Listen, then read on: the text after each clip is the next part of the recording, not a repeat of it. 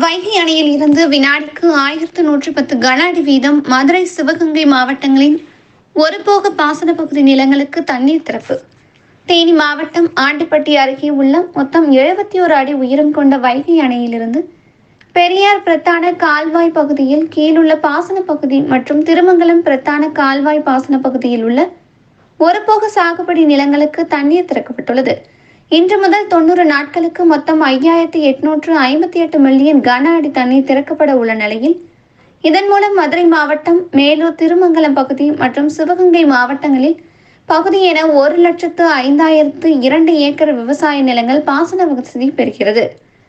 திறக்கப்பட்டுள்ள தண்ணீரை விவசாயிகள் சிக்கனமாக பயன்படுத்த வேண்டும் என வைகை பொதுப்பணித்துறையினர் கோரிக்கை விடுத்துள்ளனர்.